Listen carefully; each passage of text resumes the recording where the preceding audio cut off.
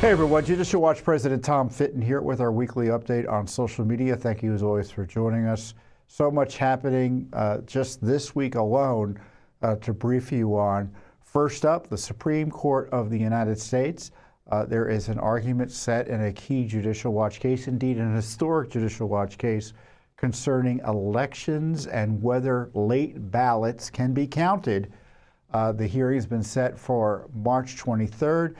Judicial Watch is taking the lead in challenging states that count ballots that arrive after Election Day. Federal law sets Election Day. It's pretty simple. And if your ballot gets late, it's too late to be counted. But some states count late ballots or ballots that arrive late as long as 2 weeks after Election Day. In Illinois, where we've challenged that law, in California, it's 7 days. And in Mississippi, it's 5 days after Election Day.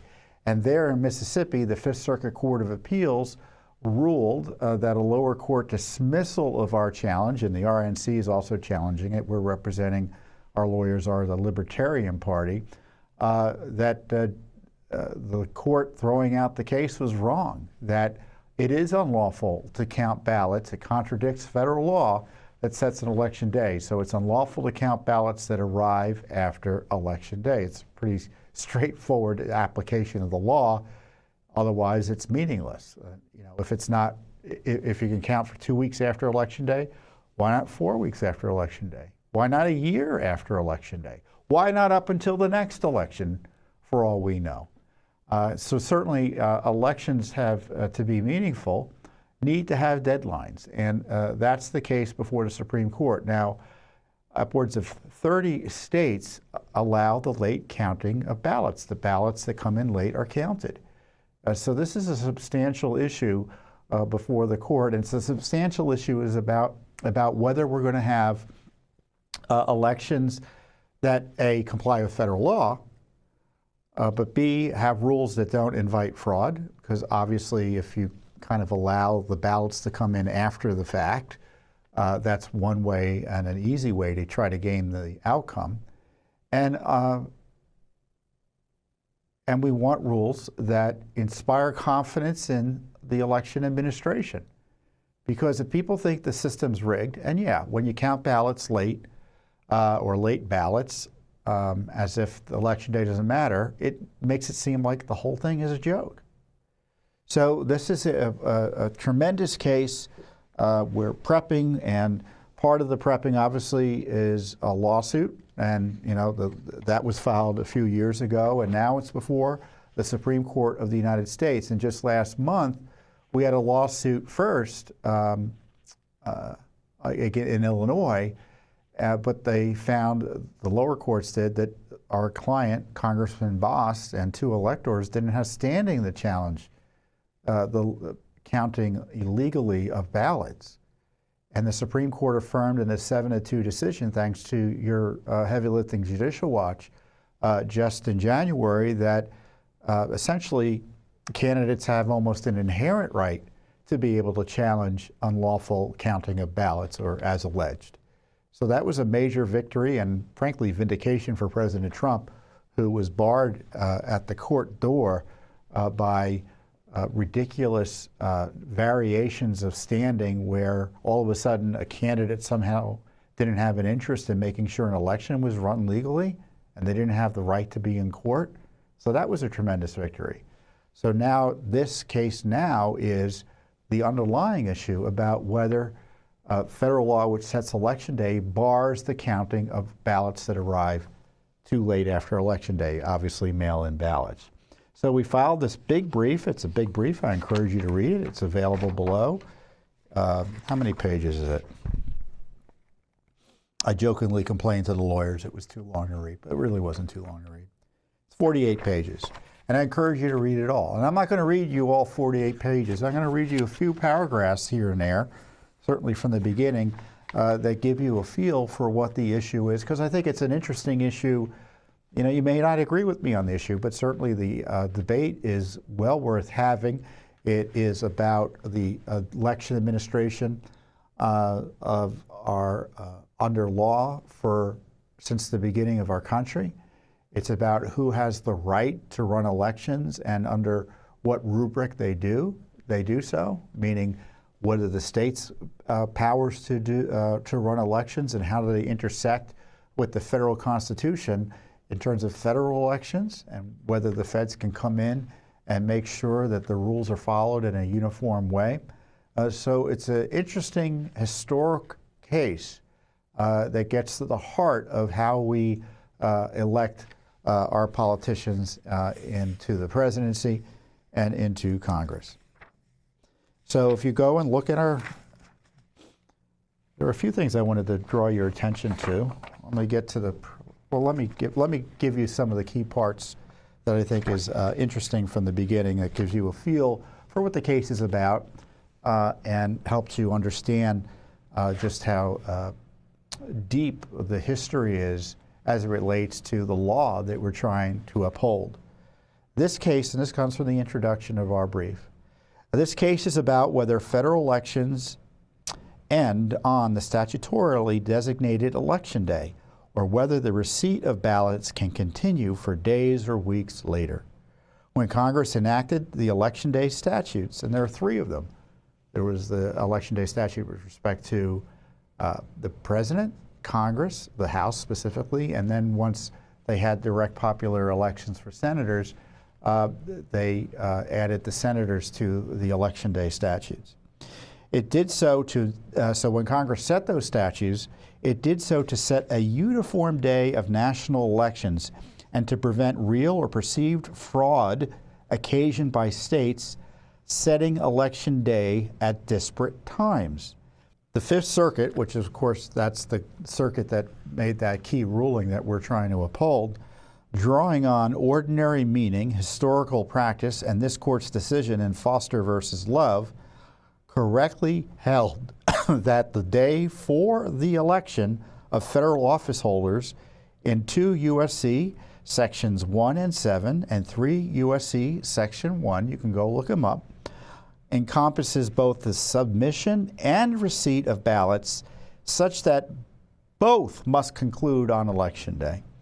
Because Mississippi, and as I say, many other states, extends ballot receipt beyond the federally fixed Election Day, its law conflicts with and is thus preempted by the federal Election Day statutes. The Fifth Circuit's common sense judgment should be affirmed.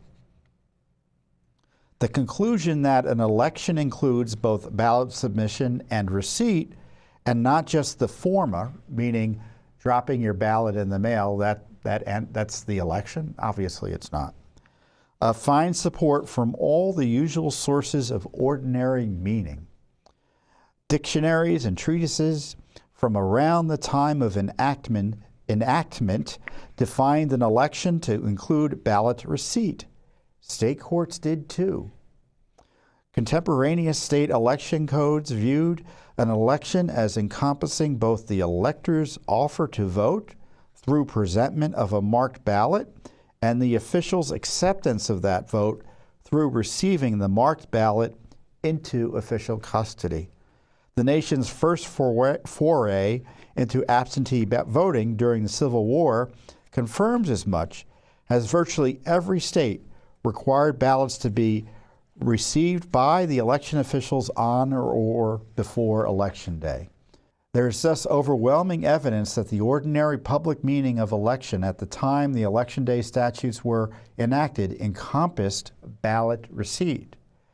That view likewise corresponds with the dominant theme and purpose of the statutes, namely that there be a single uniform day by which all the ballots are in and the counting can begin.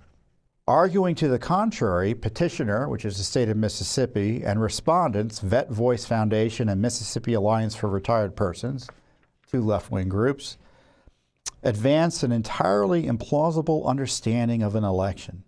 They define an election to include marking and submitting a ballot, but to exclude official receipt of that ballot. That counterintuitive distinction would have struck the 19th century public as bizarre. At the same time, virtually all ballots were marked, submitted, received, and deposited at polling stations in a matter of moments. Nobody from the relevant era would have thought that an election was over before the ballots were received by election officials. After all, receipt into official custody was the very act that transformed an elector's ballot from an ordinary piece of paper into a legally operative vote. To them, the election would have not been over until the ballot box was closed and no further ballots could be received. And we go on to say the whole point of the federal election day statutes is to set a single uniform day for the election. Allowing ballots to trickle in for days or weeks after Election Day is antithetical to that basic goal.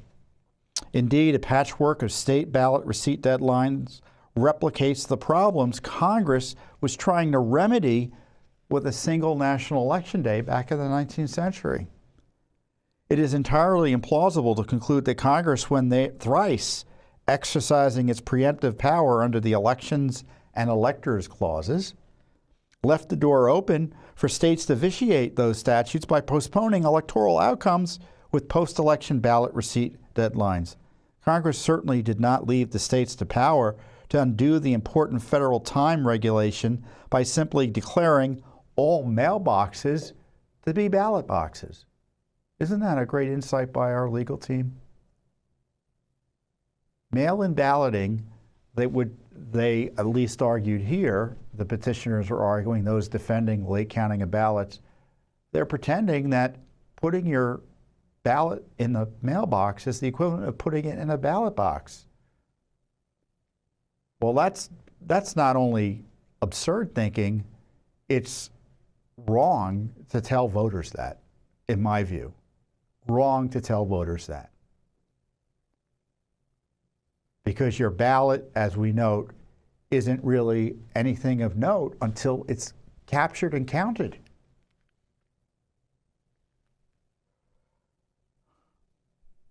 Allowing ballots to be received by election officials well after the polls closed on Election Day would have struck the Congresses that passed those statutes and the public that first read them as unthinkable. In short, text, history, and common sense all converge on a single result. The election ends on Election Day, not days or weeks later when the last ballots are received. So it's a pretty powerful case, don't you agree? And I encourage you to read Judicial Watch's brief in this case because it explains and goes back through the history of election laws, not only here in the United States, but in the various states. And there's a particular section I wanted you to take a look at. Great material on how mail-in balloting began and quickly ended, because it began during the Civil War in large measure, and then almost quickly, as soon as the war ended, largely ended. And mail-in balloting in any meaningful measure didn't really start until relatively recently in American history. And certainly the counting of late ballots didn't start in any meaningful way until just 15 years ago, not even that long ago. So this is a significant issue of history that we're trying to put before the court to affirm the long-standing federal law that Election Day is the first Tuesday, the first Tuesday after the first Monday of the month of November. And if you go to page, let me get the brief up for you to show you, because if you're a lawyer, you might appreciate this. I'm not a lawyer, but I do appreciate it because I know what the lawyers have to do for a brief like this. This is the section. Let's take a look at the section. The text of the Election Day statutes confirms the ballot receipt is part of the election. And we go on to describe it. That much is clear later on, we write, that much is clear from the historical backdrop against which Congress enacted the Election Day statutes. State election codes at the time uniformly treated an election as an event to be held or conducted. And so we have the footnote there. You see the little footnote too? There you go. And then look at the site. If you want to know what your state did, You can look at footnote 2. Look at that. Illinois, Virginia's code. Alaska, is that Alabama? I'm assuming that's Alabama's code. Alabama's code. California, Minnesota, Michigan. There, it goes on and on. Nebraska, Tennessee. So what's great about these footnotes, and I encourage you to read the brief for the full, here's another footnote with citation after citation of code. And we just don't, at least I hope we don't, I'm sure we don't, use ChatGPT to put these codes in there. This is the result of legal expertise and research bar that has no parallel, frankly, in how careful one has to be in terms of making sure every site is correct.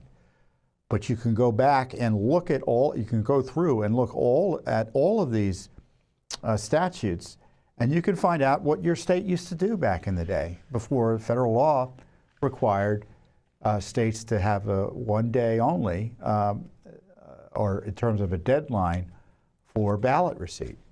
So it's just great work by our legal team, which is Legion in this regard. So it's just great work. And I encourage you to go and read the full brief.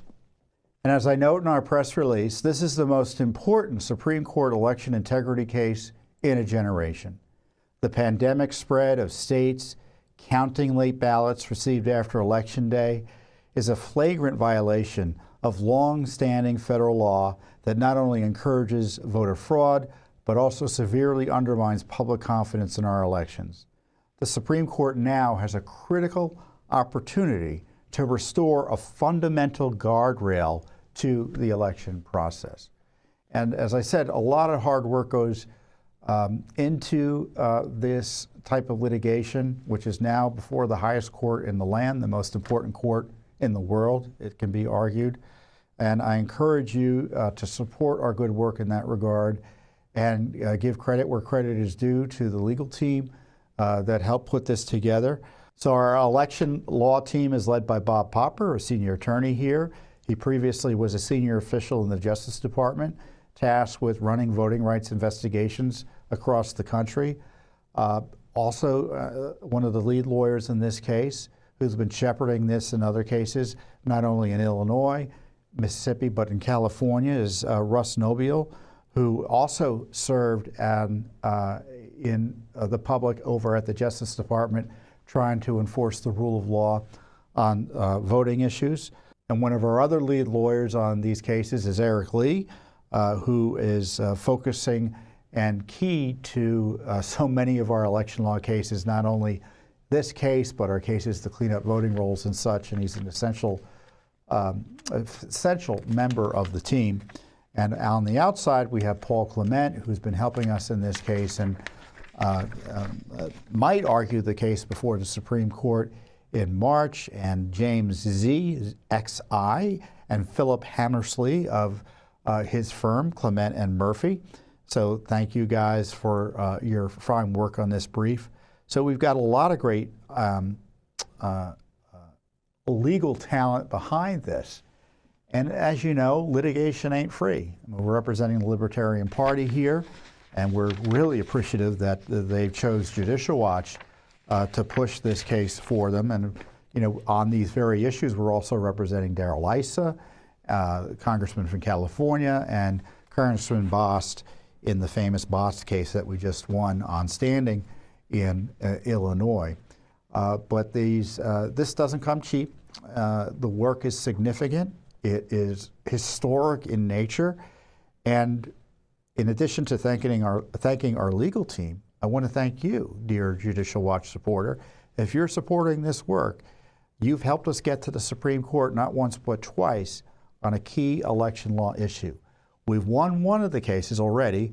Next one comes up next month, and then the court will decide, presumably by the end of the term, and probably by the end of June or so.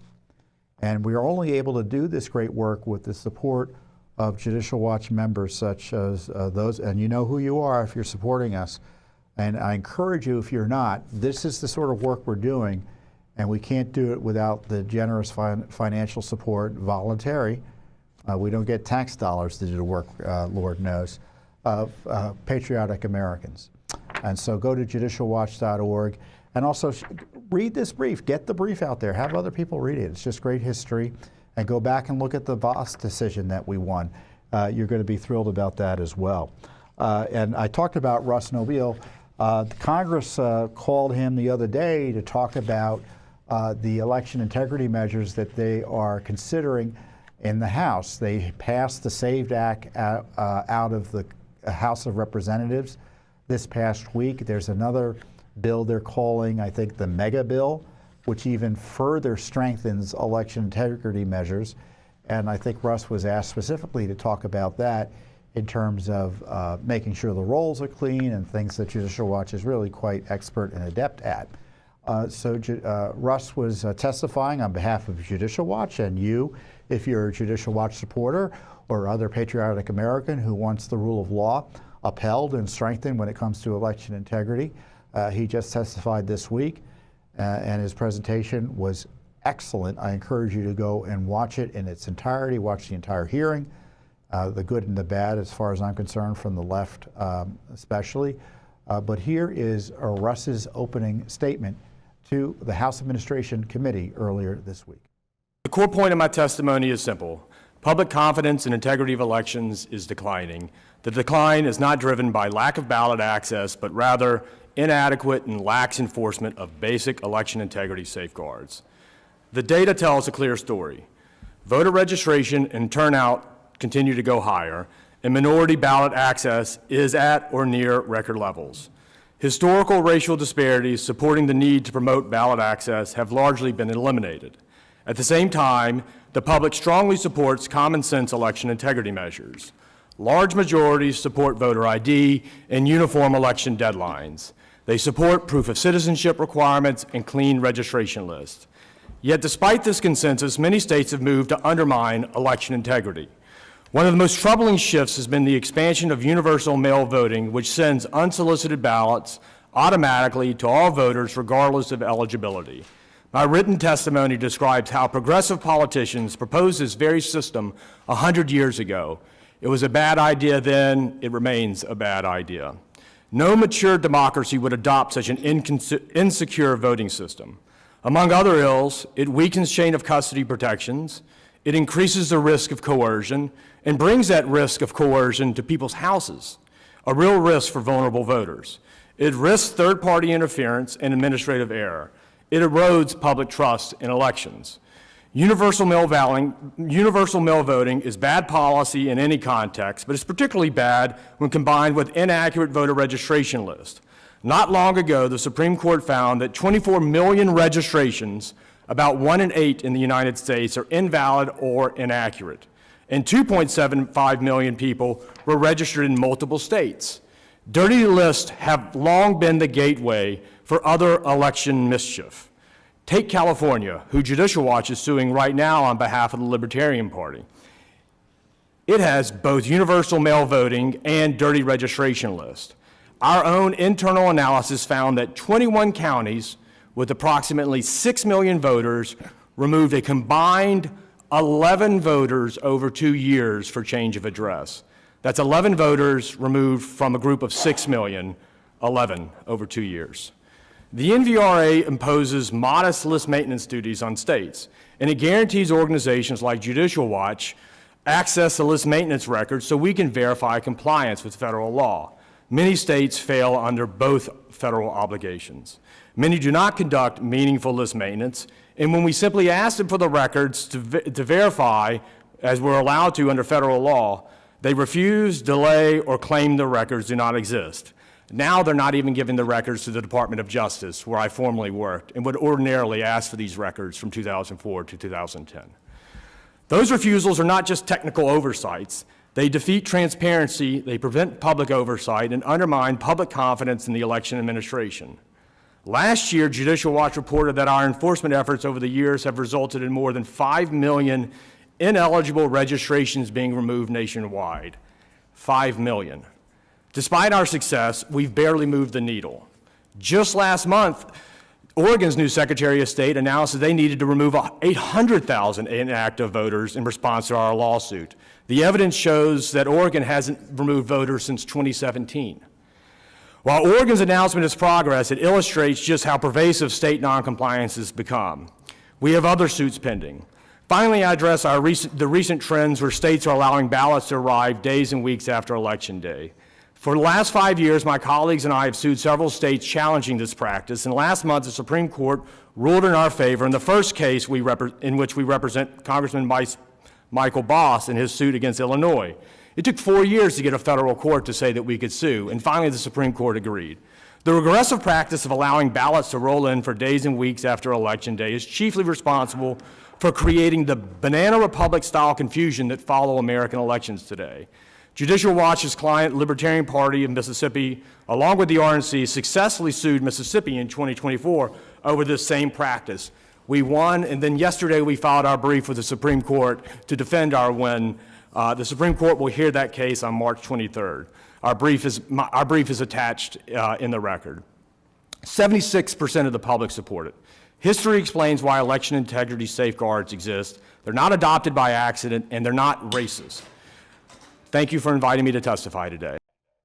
That was a great presentation by Russ, wasn't it? I encourage you to share it with your markets, as I like to say, your friends, your family, coworkers, members of your church, etc. And then there's a series of questions that take place after the presentation by Russ and the other witnesses. And here's a sample of, I think, Congressman Mary Miller questioning Russ and highlighting Judicial Watch's important work. Mr. Noble, first, I want to acknowledge and thank you and my Illinois colleague, Congressman Mike Bost, for fighting to secure the right of candidates to challenge state election laws in federal court. As you know, Illinois insists on the controversial practice of counting ballots received after Election Day, and I'm glad that Congressman Bost's challenge to that policy is moving forward on its merits. In regards to a related case, how does Watson versus RNC, currently before the Supreme Court, affect congressional efforts to ensure that ballots are received no later than Election Day? There's been some, I guess the Supreme Court will settle the issue under current law if we prevail. Congress can obviously make new law and be more explicit in what it requires if it acts now. But this question, which arose in Bost first and now is in Watson, is what is the original public meaning of the 1845 statutes? What is Election Day? Well, we're going to look forward to that. When it comes to voter roll maintenance, how do we ensure that states comply with the requirements set by MEGA Act when many are already non-compliant with the current NVRA statute? Well, I think forced disclosures, which we try to do at Judicial Watch, and then frankly just follow up with suits. I mean, there's fertile ground and opportunity for us to sue over.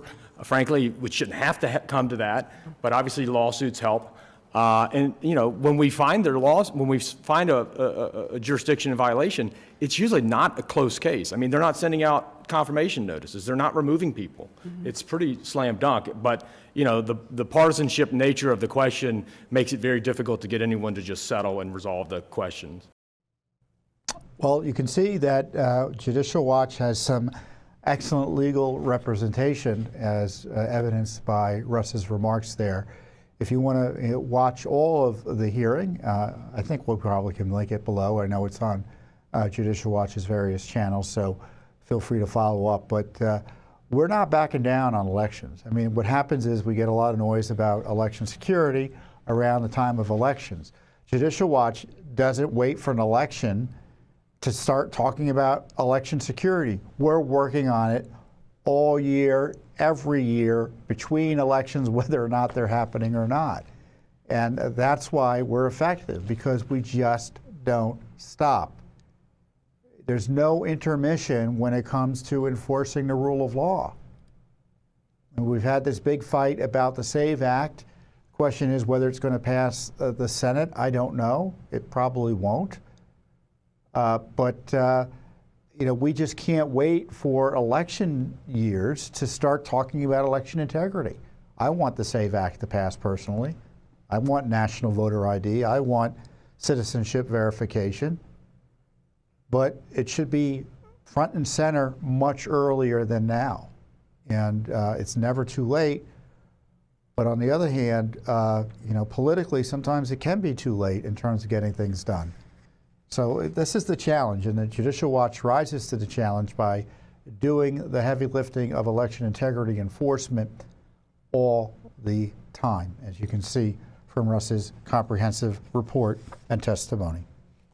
Great work to Russ Nobile and all the team at Judicial Watch. Well, Judicial Watch, those of you who watch this program regularly know, is the leader when it comes to extracting government information. We do it by asking under federal law, typically the Freedom of Information Act, or the state variations of it at the state level, for documents from federal government agencies in the executive branch.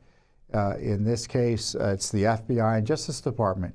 We had asked almost immediately after the assassination attempt on President Trump in 2024 for records about that assassination attempt in Butler, Pennsylvania. And we've been ignored. We had the sue back last year, and finally we have received the first FBI documents to be released under FOIA thus far about an event that took place nearly 2 years ago. And again, it's Judicial Watch that's getting this information out, not Congress, not the media. It's not being voluntarily disclosed. It's being disclosed under court process in our FOIA lawsuit. That is the reason you are gaining access to this information, which is disturbing to read again. Because if you, you remember, I'm sure, where you were when you heard that President Trump was almost murdered and 2 others injured. A poor man was murdered on that day. It was a terrible day. It was a terrible day for the country. And so to go back and read these new FBI documents that Judicial Watch was able to uncover through our FOIA lawsuit, it puts one back in that place and that time period. So it's not terribly pleasant, but it's important to read them because they show what the FBI was asking about, what they were looking at, what information they were gaining, why they were doing the investigation, and other information that we might have guessed about but didn't know until Judicial Watch's litigation forced the release of it. I think it was just last week. So according to the cover letter that they gave us with this first batch of documents, 255 pages were reviewed and 37 pages are being released. So hundreds of pages are being withheld from Judicial Watch, and this is the first batch. I don't know if we're going to get anything else. But the key, there are many highlights or lowlights, depending on your point of view, in this document, but it further confirms that everyone who was in a position to do something about it was alerted to the fact that there was a dangerous individual, and it looked like, and the proof is the pudding, right? He was able to get shots off, and more shots than he should have been able to get off even once he began firing, which is even more disturbing, despite there being everyone put on alert, and Trump wasn't protected. Prior to the start of the shooting, one document shows, and this is an interview, what looks like for the law enforcement agent, redacted, they redact the name of the agent, I think it's a state official, received reports over the radio about an unknown male acting suspiciously. The unknown male had bags and was wearing a gray t-shirt with Demolition Ranch written on the front of it. One report included the unknown male looking at a law enforcement sniper position. Several operators were communicating information about the unknown male back and forth over the radio, including 2 from command to the Secret Service, to the PSP, which is the Pennsylvania State Police, who are providing support, to everybody, and they quote everybody, meaning they put everybody in quotes. This is from the FBI. So you have this dramatic confirmation that the Secret Service and the Secret Service is the lead agency here, so they're ultimately responsible, were warned that there's someone up to no good. And yet the president was allowed to get on the stage, and later, obviously, he was nearly killed. Really inexcusable, and as far as I'm concerned, it raises questions about whether the Secret Service has been reformed enough to provide him the security necessary as President of the United States. I don't think he's secure under Secret Service protection. Is he partly secure? Yes. Is he sufficiently secure? I don't believe it for 1 minute. Not based on my experience and what I know about the Secret Service, which is quite extensive, given Judicial Watch's investigations and lawsuits over how it's run and the problems over there. There's another interesting document here, and there's a lot of interesting things here, and I'm not going to go through all 35 pages, but it is, they interview a woman who had some interesting run-ins with some folks there. But this I thought was particularly interesting, and I want to show it to you and show you how it looks like in the documents themselves. Can we bring that up?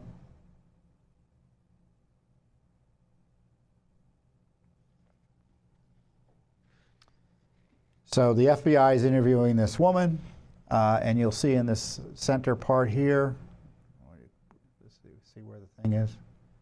I'll braze it out. So she recalled, they obviously redact her name, that approximately 5 minutes after the shots were fired, a light silver Subaru hatchback sped past her and almost struck her. She didn't remember the vehicle having any stickers or distinct markers, didn't get a look at the license plate, but believed the driver to be an older white male with short hair and tan skin. She saw the Subaru in the parking lot near houses, specifically a brown house with a post. The vehicle departed the parking lot, making a sharp right turn near the old buildings. So what do you think of that? I think that's interesting. Was it someone who panicked? Was it a law enforcement officer? Or was it someone else? I don't know. But this is why it's important to get these records. Once again, it's Judicial Watch's investigators that begin this process, and then our lawyers follow up with lawsuits when we get the runaround. And I encourage you to read the full batch of documents. It's accessible. As I said, it's not pleasant to read because some of it puts you in that spot again in a few years ago where Trump was almost killed, but it's important information. I mean, you read about the heroic acts of the local police. I mean, you know, the shots are fired and the local police get in their armored vehicle and immediately go start working. They start protecting people and the medics who were attending to the injured and the poor man who was killed. Then they run to the hospital to provide security there for President Trump. Some fine law enforcement officials, certainly at the local level. Prior to these FBI records coming out, the only records we received substantively about the Butler assassination attempt were from local police in Pennsylvania. You've seen videos. We'll draw out some videos here. I'll pause and show them to you. There's the video of him, Crooks, holding his phone, looking at his phone. That was uncovered only by Judicial Watch. There are some graphic photos that we'll show you here. You'll see there the blood and everything from where he was shot, and I think we have photos of his body as well. So all of that is because of Judicial Watch. And it's frustrating as all get out that we had to sue the FBI to get access to the basic information about this assassination attempt. Now, what was the FBI doing? Why did they do? It's interesting to see administratively how the basis for the investigation, because it's given to us in the document. So I think I'll share it with you. It's kind of interesting.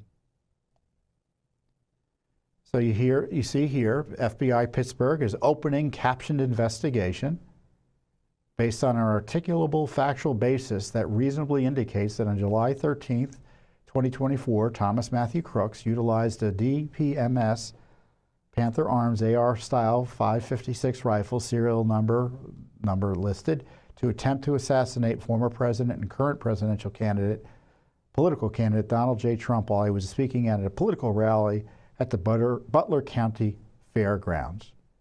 And they list here on the next page the various laws that were at issue in his near killing of President Trump and the murder of that poor innocent man and injuring others. And so based on the information set forth within this case opening, it is requested that a blank case be opened and assigned to a list of special agents who will be running it for further investigation, such as the subject's motivation and to identify if there are any co-conspirators. As I said, this is just the beginning. I think it's just the beginning of the records we're getting. But this is the first batch of records that the FBI has released to anyone publicly about the investigation of President Trump's assassination, or the assassination attempt on President Trump in Butler, Pennsylvania. And it's because of Judicial Watch. And isn't it interesting how, like, the most important story of the year, arguably other than the election, the near murder of a former president and presidential candidate, Judicial Watch is filing the lawsuit to get basic information about it. I mean, you may think because a story is of historic importance that the government just automatically releases information or people are lined up to get the info. That's not the way it works. So we need watchdogs on the wall like, let me start over on that one. So we need watchdogs on the wall like Judicial Watch, who in this case is literally at the tip of the spear in gaining access to public information about the near murder of our president. And as I say in the press release, I'm happy to get the documents. I'm glad the FBI finally got its act together to release the information. But it wouldn't have happened but for Judicial Watch. And that's not really acceptable. The leadership of the FBI and the Justice Department, because when you sue the Justice, if you ask for documents from the FBI and don't get them, you're really asking the Justice Department, because the FBI is a sub-agency of the Justice Department. So we sue the Justice Department for FBI documents, so it's a little bit confusing. But the leadership just get these records out in a timely way. Why are we having to even sue for these records? Or play this game where we get only a percentage of the records that they've actually reviewed. It's not the way Americans want the government to behave. They want the transparency. I mean, you can see this with the Epstein files. They want information. Let the chips fall where they may.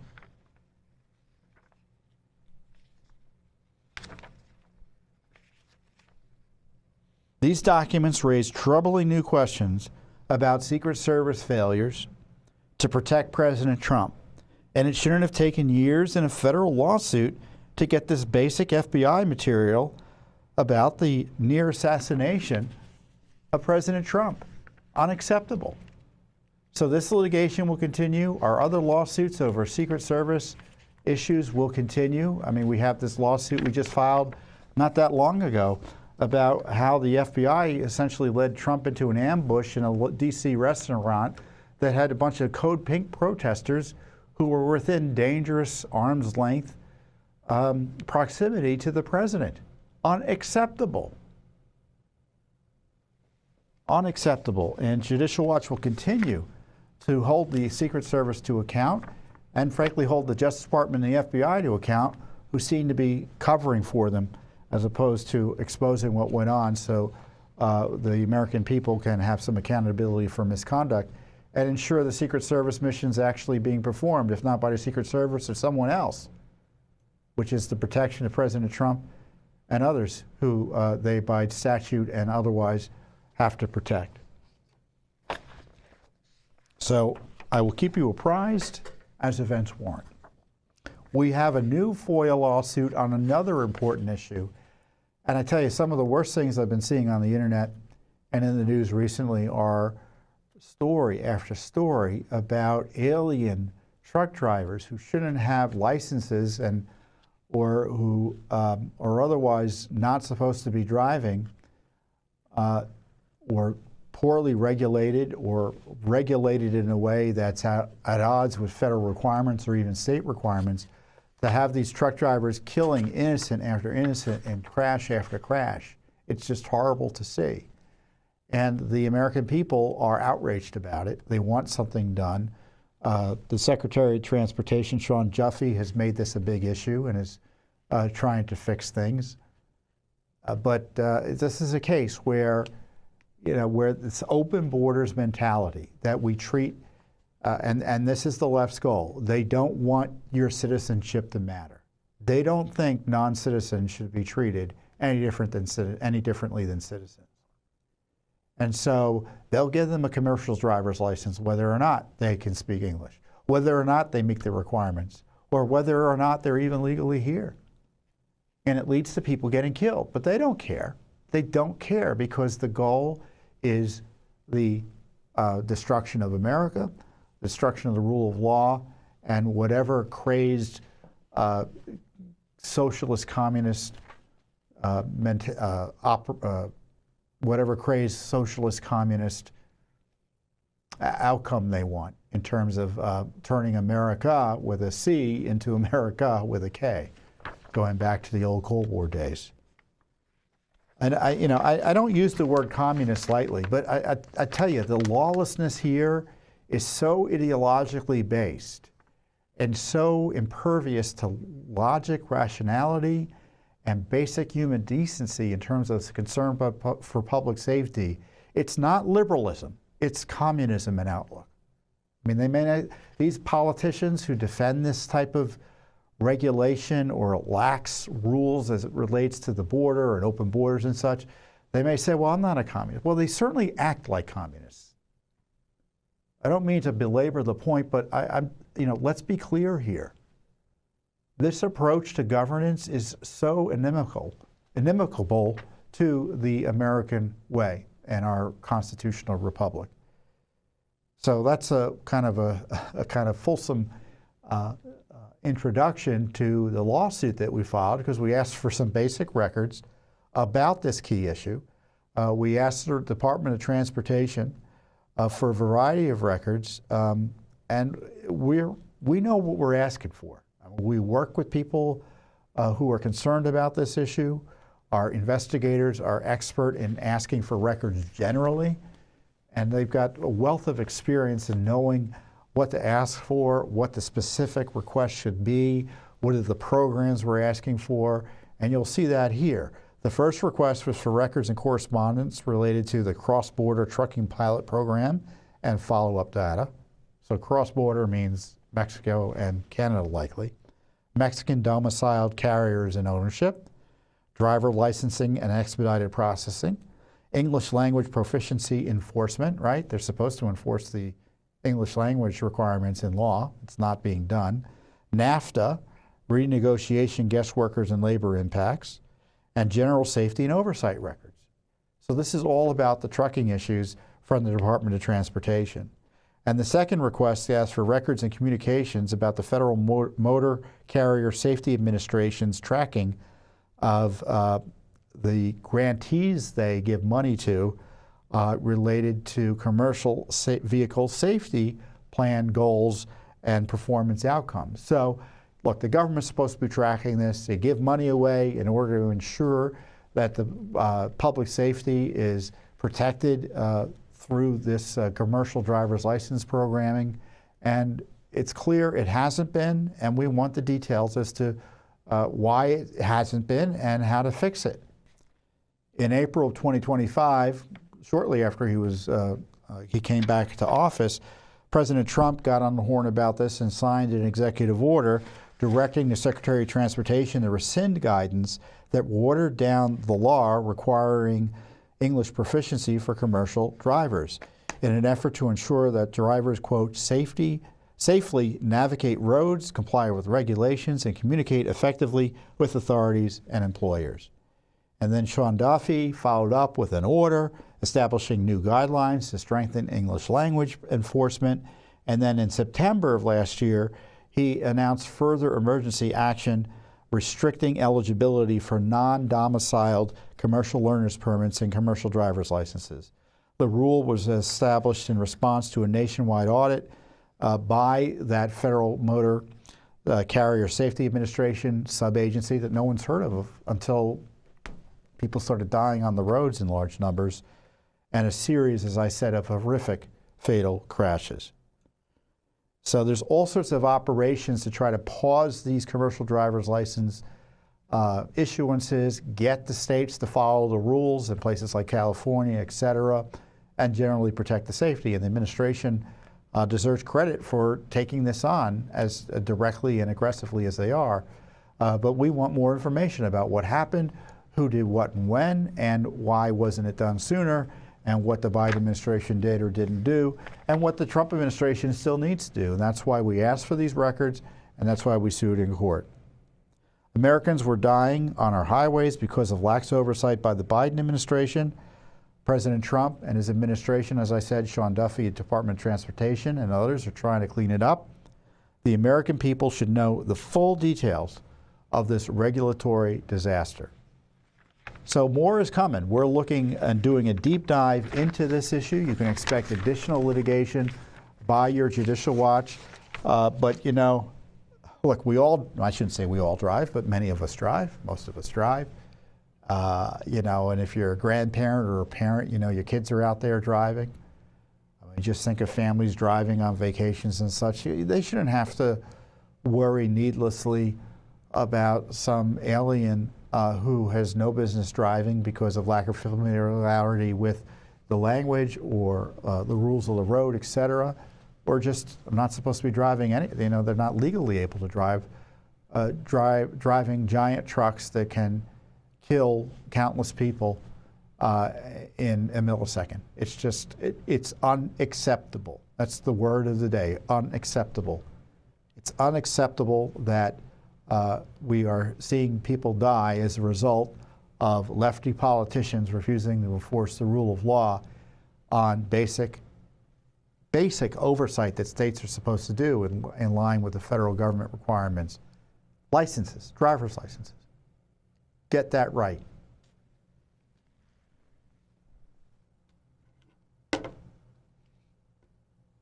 mean, I've skipped over this section going through some of these crashes because I'm going to get too upset looking at them. But you've seen them. Look them up. So you'll see why this is just the beginning in terms of litigation with respect to the crisis on our roads caused by the illegal alien invasion and the enablers thereof. So with that, I wish you the best. Have a wonderful week, and I'll see you here next time on the Judicial Watch Weekly Update. Thanks for watching. Don't forget to hit that subscribe button and like our video down below.